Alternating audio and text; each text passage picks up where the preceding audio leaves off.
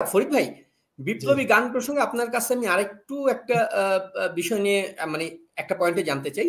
এই যে অপূর্ব পালকে ধরেন, অপূর্ব পাল বা অপূর্ব আহমেদ, আসলে অপূর্ব পাল বলাটাই ভুল, যেহেতু একজন মানুষ তার নাম পরিবর্তন করেছে, তার জায়গা থেকে ধর্ম পরিবর্তন করেছে অপূর্ব আহমেদ।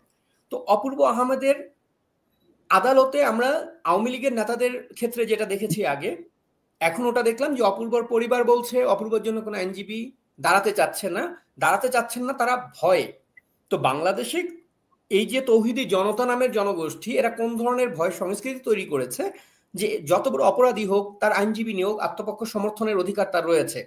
আজকে সেই অধিকারটুকু নিশ্চিত করতে গেলে বাংলাদেশের আইনজীবীরা আতঙ্কিত হয়ে যায় তার পরিবার নিরাপদ থাকবে কিনা যদি এই মামলাটার পক্ষে সে দাঁড়ায়। তো এই ব্যাপারটাকে ফরিদ ভাই আপনি কিভাবে দেখছেন?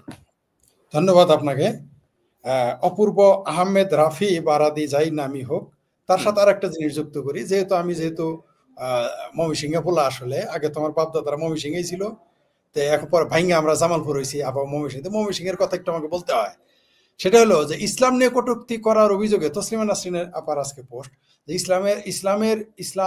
ইসলাম নিয়ে কটূক্তি করার অভিযোগে ময়মনসিংহের কবি ও গ্রাফিক ডিজাইনার শামীম আশরাফকে গ্রেপ্তার করা হয়েছে। আচ্ছা,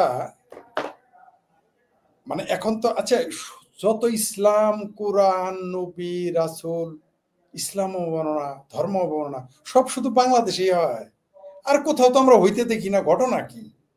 দালমে কুস্ত কালা হায়, এটা তো একটা রেকর্ড যে 96% মুসলমানের দেশে এটা কেন ঘটে?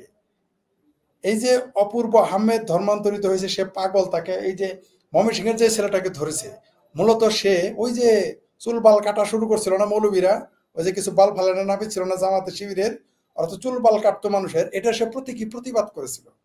সে নিজেই চুল দাড়ি বাল কাইটা প্রতিবাদ জানিয়েছিল, এগুলো নেতৃত্ব দিয়েছিল। এই জন্য ময়মনসিংহের এই ছেলেটাকে, এই তরুণ এই কবিকে গ্রেপ্তার করিয়েছে ধর্ম অবমাননার দায়ে। মানে আজকে যদি আপনি বাংলাদেশে থাকতেন না, ওই যে ঠোঁটে কেন লিপস্টিক দিয়েছেন মুসলমান হয়ে, এই কারণে আপনাকে অ্যারেস্ট করতে পারতো।